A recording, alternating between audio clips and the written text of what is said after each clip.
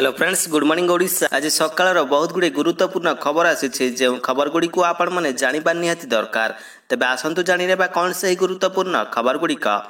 तेज ता पूर्व आपन को अनुरोध अटे जे जदि आपन को वीडियोटी भल लगे आपन लाइक करने सहित वीडियो को अधिक अधिक शेयर करेंगे। यह सहित यह लेटेस्ट खबर सबको जानापी आम चैनल को सब्सक्राइब करूँ। तेज आसतु आरंभ करवा आज खबर अभियान। प्रथम बड़ खबरटी होउछि आसिला बड़ खबर 2 दिन बंद रहिबो सबु मद दुकान। बर्तमान एक बड़ खबर सामने को आसुछि। तेज आजिकल लोकसभा निर्वाचन 2024 रु नहीं देश में उत्साह देखा मिलूँ।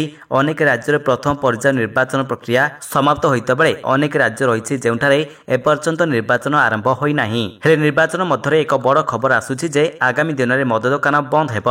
केवल एतिक नुहे मद दुकान बार रेस्टोरेंट एवं होटेल मध्य बंद रहिबो। यार अर्थ हेउछि 2 दिन पर्यंत मद्यपान उपरे निषेधादेश लागिबो। एपरी परिस्थिति रे जेमने आगामी 2 दिन मद्यपान रे अभ्यस्त सेमानकर पई कष्ट साध्य हेबो। तेज वर्तमान लोकसभा निर्वाचन 2024 चली। एभली परिस्थिति रे आसंता दिन में अर्थात एप्रिल 26 रे भोट अनुष्ठित हेबाकु जाउछि। एहाकु ध्यान रखी किछि सहरर मद दुकान गुड़िक एप्रिल 26 2 दिन पूर्व बंद रहिबो। तेज मतदान 2 दिन पूर्व अर्थात एप्रिल 24 रे मद दुकान गुड़िक संध्या 6टा पर्यंत बंद रहिबो। अर्थात मद दुकान गुड़िक 48 घंटा पई बंद रहिबो।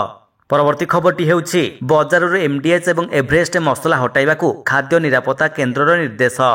सिंगापुर पर हांगकांग सरकार लोकप्रिय भारतीय मसला ब्रांड एमडीएच एवं एभरेस्ट मसला उपरे प्रतिबंधक लगाई देछि। कारण यह कंपनी किसी मसलार एथिलीन ऑक्साइड मिलता जना पड़ी। तेणु तुरंत बजारରୁ एमडीएच एवं एभरेस्ट मसला हटाई देबाकू खाद्य निरापत्ता केन्द्र निर्देश देछि। किंतु एने भारत में कौन प्रतिबंधक लागू करा जाई नाही। खाद्य निरापत्ता केन्द्र पक्षरु प्रकाश जे एमडीएच एवं एभरेस्ट मसला को नहीं अनेक दिन हेब अभियोग आसुछि। एही अभियोग को केन्द्र करी नियमित खाद्य निरीक्षण कार्यक्रम आयोजन करा जायथिला। परवर्ती खबरटी हेउछि स्वास्थ्य बीमा नियम रे बड़ परिवर्तन। एणिकी 65 वर्षरु अधिक वर्ष वयस्क पाइबे एही सुविधा। बीमा नियामक आईआरडीएआई स्वास्थ्य बीमा क्रय संबंधित नियम में बड़ परिवर्तन करिछि। एथिरे पॉलिसी क्रेतांक पूर्व रहितिबा बयस सीमा नियम हटा जाइछि। पूर्व केवल 65 वर्ष किंबा ताठारु कम वयस्क ही स्वास्थ्य बीमा क्रय करि पारुथिले। तबे सूचना अनुसार स्वास्थ्य बीमा क्रय उपरे सर्वाधिक वयस कटकणा समाप्त करी ईआरडीआई एही सुविधा समस्तंकु जोगाई देबाकु जाउछि। एहा फलरे अधिक हिताधिकारी स्वास्थ्य बीमा पाई परिबे। एही नियम को पिछला भाबरे 1 एप्रिल 2024 लागू कर दिया जाइछि। अर्थात एणिकी कौनसी वर्ष वयस्क मध्य नुआ स्वास्थ्य बीमा नहीं पारिबे। परवर्ती खबरटी हेउछि आसंता 3 वर्ष मध्य भारत में 5 लाख रु अधिक नियुक्ति देई पारे एप्पल कंपनी। आईफोन निर्माता एप्पल कंपनी आसंता 3 वर्ष मध्य भारत में 5 लाख रु अधिक कर्मचारी को एहार भेंडर जरिया नियुक्ति दे पारे बोली जड़े सरकारी अधिकारी कहिसंती। तबे कंपनी एभली आकलन उपरे कौनसी मत देबाकू मना करिछि। वर्तमान भारत में एप्पल भेंडर और जोगाणकारी माने 1.5 लाख कर्मचारी को नियुक्ति देइछंती। एप्पल पई 2टी प्लांट चलाउथिबा टाटा इलेक्ट्रोनिक्स सबुठारु बड़ नियुक्तिदाता रहिछि। तबे आसंता 4 रु 5 वर्ष मध्य भारत में एप्पल एहार उत्पाद गुड़िकर उत्पादन संख्या 5 गुणा बढ़ाई 40 बिलियन अर्थात प्राय 3.5 लाख कोटी रे पहुंचाइबार योजना रखिछि। परवर्ती खबरटी हेउछि गूगल भारत को आनिला वॉलेट ऐप बिना कौनसी बैंक कार्ड रे हेबो पेमेंट। गूगल वॉलेट ऐप एवं भारत में लॉन्च होई नाही, किंतु भारत में यूजर्स एही ऐप को गूगल प्ले स्टोर रु डाउनलोड करि पारुछंती। एही ऐप यूजर्स मानकु बिना कौनसी बैंक कार्ड और बैंक डिटेल्स भरिबा को हेबो। एहा परे आपण बिना कार्ड रे जे कौनसी स्थान रे पेमेंट करि परिबे।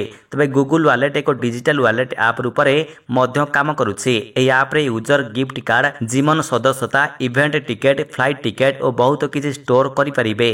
तबे गूगल वॉलेट भारत में पूर्व रहितिबा गूगल पे ठारू अल्प अलग ऐप।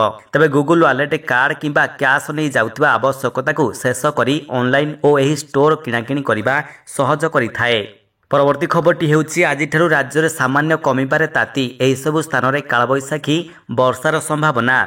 आज राज्य में ताती सामान्य कमी पारे। कालबैशाखी प्रभाव में वर्षा हेब। किछि स्थान रे ताती 2 रु 3 डिग्री पर्यंत कमी जिवो। अल्प किछि स्थान रे तातीरु त्राही मिलिबो, किंतु संपूर्ण आश्वस्ति मिलिबो नाही। विस्तीर्ण अंचल रे कालबैशाखी प्रभाव पड़िबो नाही। पाणीपाग विशेषज्ञ एभली आकलन करिसंती। ତେବେ 2 ଦିନ ପରେ ପୁଣି ବଢ଼ିବ ତାତି। 25 ତାରିଖ ପରଠାରୁ ସାଂଘାତିକ ଅଗ୍ନିବର୍ଷା ଆରମ୍ଭ ହୋଇଯିବ। ତାପମାତ୍ରା ରେକର୍ଡ ସ୍ତରରେ ପହଞ୍ଚିପାରେ ବୋଲି ଆଶଙ୍କା ରହିଛି। ତେବେ ପାଣିପାଗ ବିଭାଗ କହୁଛି ମଧ୍ୟ ଓ ଉପର ଭାଗରେ ବାୟୁ ଚଳାଚଳ ଅନୁସାରେ ଉତ୍ତର ଆଭ୍ୟନ୍ତରୀଣ ଓଡ଼ିଶା ତଥା ପାର୍ଶ୍ୱବର୍ତ୍ତୀ ଜିଲ୍ଲାରେ ବର୍ଷା ସମ୍ଭାବନା ରହିଛି।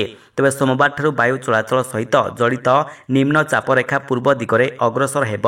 ତେବେ ଏହା କାଳବୈଶାଖୀର ପ୍ରଭାବ ବଢ଼ାଇବ ଓ ବର୍ଷା ହେବ। ପରବର୍ତ୍ତୀ ଖବରଟି ହେଉଛି ପ୍ଲାଟଫର୍ମ ଫି ବୃଦ୍ଧି କଲା online food delivery app Zomato. ଜାଣନ୍ତୁ କେତେ ବଢ଼ିଲା।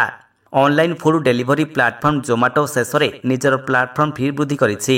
ଜୋମାଟୋ ଏହାର ଶୁଳ୍କକୁ 25% ବୃଦ୍ଧି କରି ଅର୍ଡର ପିଛା 5 ଟଙ୍କା ବୃଦ୍ଧି କରିଛି। ଏହା ବ୍ୟତୀତ କମ୍ପାନୀ ଏହାର ଇଣ୍ଟରସିଟି ଲିଜେଣ୍ଡସ୍ ସେବାକୁ ମଧ୍ୟ ବନ୍ଦ କରିଦେଇଛି। ମାର୍ଚ୍ଚ ତ୍ରୈମାସିକ ଫଳାଫଳ ଘୋଷଣା ହେବା ପୂର୍ବରୁ ଜୋମାଟୋ ଏହି ନିଷ୍ପତ୍ତି ନେଇଛି। 2023 ମସିହାରେ ପ୍ଲାଟଫର୍ମ ଫି 2ରୁ ଆରମ୍ଭ ହୋଇଥିଲା। ଅଗଷ୍ଟ 2023ରେ ଜୋମାଟୋ ନିଜର ପ୍ଲାଟଫର୍ମ ଫି 2ରୁ ଆରମ୍ଭ କରିଥିଲା। ଏହାର ଲାଭ ବଢ଼ାଇବା ପାଇଁ କମ୍ପାନୀ ନିଷ୍ପତ୍ତି ନେଇଛି। ଏହାପରେ କମ୍ପାନୀ ପ୍ଲାଟଫର୍ମ ଫି 3 ଟଙ୍କାକୁ ବୃଦ୍ଧି କରିଥିଲା ଏବଂ ଜାନୁଆରୀ 1ରେ ଏହାକୁ 4 ଟଙ୍କାକୁ ବୃଦ୍ଧି କରାଯାଇଥିଲା। ପରବର୍ତ୍ତୀ ଖବରଟି ହେଉଛି ହ୍ୱାଟ୍ସଆପ୍ରେ ନମ୍ବର ନ ଦେଇ ବି ସେୟାର କରିହେବ ଫାଇଲ୍। ଆସୁଛି ପିପୁଲ୍ ନିୟର ବାଇ ଫିଚର। ଆଜିର ସମୟରେ ସ୍ମାର୍ଟଫୋନ୍ ଏକ ଆବଶ୍ୟକୀୟ ଡିଭାଇସରେ ପରିଣତ ହୋଇଛି। ସ୍ମାର୍ଟଫୋନ୍ ସହିତ ହ୍ୱାଟ୍ସଆପ୍ର ମଧ୍ୟ ଅତ୍ୟନ୍ତ ଆବଶ୍ୟକତା ପଡ଼ିଛି। ତେବେ କୋଟି କୋଟି ଲୋକେ ଦୈନନ୍ଦିନ instant messaging, voice calling, files sharing ପାଇଁ ହ୍ୱାଟ୍ସଆପ୍ ବ୍ୟବହାର କରୁଛନ୍ତି। ଏହି କାରଣରୁ କମ୍ପାନୀ ଲୋକମାନଙ୍କୁ ଅନେକ ନୂଆ ନୂଆ ସୁବିଧାମାନ ଦେବାରେ ଲାଗୁଛି। ତେବେ ଯଦି ଆପଣ ହ୍ୱାଟ୍ସଆପ୍ରେ ଅଧିକ ଫାଇଲ୍ ସେୟାର କରୁଛନ୍ତି ତେବେ ଆପଣଙ୍କ ପାଇଁ ଏହି ଫିଚର ଅନେକ ସାହାଯ୍ୟ କରିବ। ଖୁବ୍ ଶୀଘ୍ର ହ୍ୱାଟ୍ସଆପ୍ ୟୁଜର୍ସମାନଙ୍କୁ ପିପୁଲ୍ ନିୟର ବାଇ ନାମକ ଏକ ଫିଚର ମିଳିପାରେ। ଏହି ଫିଚରର ସବୁଠାରୁ ବଡ଼ ଫାଇଦା ହେଉଛି ଆପଣ ବିନା ନମ୍ବର ଦେଇ କୌଣସି ବି ମଧ୍ୟ ଫାଇଲ୍ ସେୟାର କରିପାରିବେ। ଏହିପରି ହ୍ୱାଟ୍ସଆପ୍ର ଏହି ଅପକମିଂ ଫିଚରକୁ ପ୍ରାଇଭେସି ମେଣ୍ଟେନ୍ କରିବାର ମଧ୍ୟ ସୁଯୋଗ ମିଳିବ। ପରବର୍ତ୍ତୀ ଖବରଟି ହେଉଛି ଆସିଲା ବିଜେଡିର ସପ୍ତମ ପର୍ଯ୍ୟାୟ ବିଧାନସଭା ପ୍ରାର୍ଥୀ ତାଲିକା। ଜାଣନ୍ତୁ କାହାକୁ ମିଳିଲା ଟିକେଟ୍। ଗତକାଲି ବିଜୁ ଜନତା ଦଳ ତରଫରୁ ସପ୍ତମ ବିଧାନସଭା ପ୍ରାର୍ଥୀ ତାଲିକା ଘୋଷଣା ହୋଇଛି। ମୁଖ୍ୟମନ୍ତ୍ରୀ ନବୀନ ପଟ୍ଟନାୟକ ଏହି ତାଲିକା ଘୋଷଣା କରିଛନ୍ତି।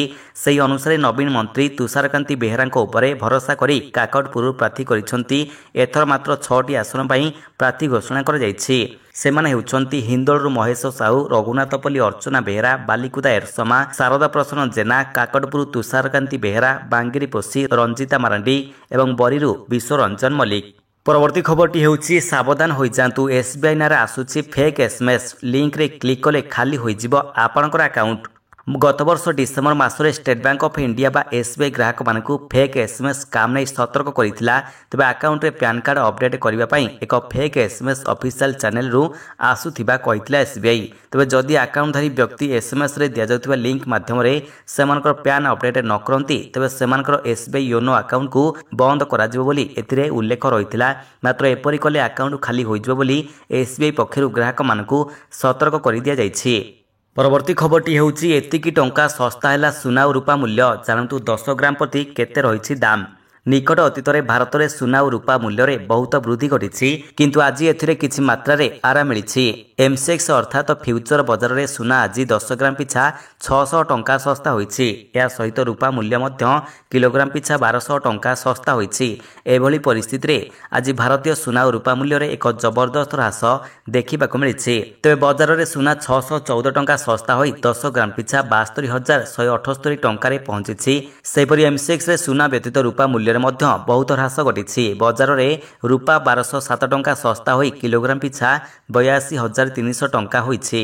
ପରବର୍ତ୍ତୀ ଖବରଟି ହେଉଛି ଆମେରିକାରେ ବଢ଼ୁଛି ଭାରତୀୟମାନଙ୍କର ସଂଖ୍ୟା। ଆମେରିକାରେ ବଢ଼ି ଚାଲିଛି ଭାରତୀୟମାନଙ୍କର ସଂଖ୍ୟା। ଆମେରିକା ପାଇଁ ନୂଆ ନାଗରିକଙ୍କର ଦ୍ୱିତୀୟ ସବୁଠାରୁ ବଡ଼ ସ୍ରୋତ ପାଲଟିଛି ଭାରତ। ପ୍ରଥମେ ରହିଛି ମେକ୍ସିକୋ, ସେହିପରି ତୃତୀୟରେ ଫିଲିପାଇନ୍ସ, ଚତୁର୍ଥରେ କ୍ୟୁବା ଏବଂ ପଞ୍ଚମରେ ଡୋମିନିକନ୍ ରହିଛି। US ନ୍ୟାଚୁରାଲାଇଜେସନ୍ ପଲିସି ରିପୋର୍ଟରେ ଏହା ଖୁଲାସା ହୋଇଛି।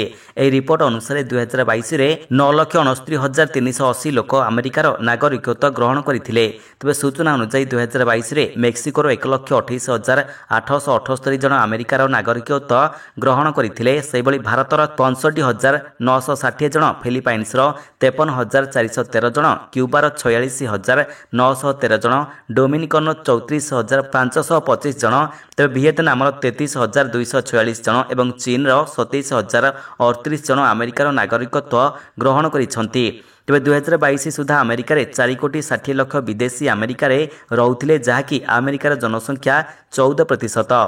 ପରବର୍ତ୍ତୀ ଖବରଟି ହେଉଛି ଏପ୍ରିଲ 30ରେ ନାମାଙ୍କନ ଦାଖଲ କରିବେ ମୁଖ୍ୟମନ୍ତ୍ରୀ ତଥା ବିଜେଡି ଦଳର ସୁପ୍ରିମୋ ନବୀନ ପଟ୍ଟନାୟକ ଏପ୍ରିଲ 30ରେ ତାଙ୍କର ନାମାଙ୍କନ ପତ୍ର ଦାଖଲ କରିବେ ବୋଲି ଜଣାପଡ଼ିଛି।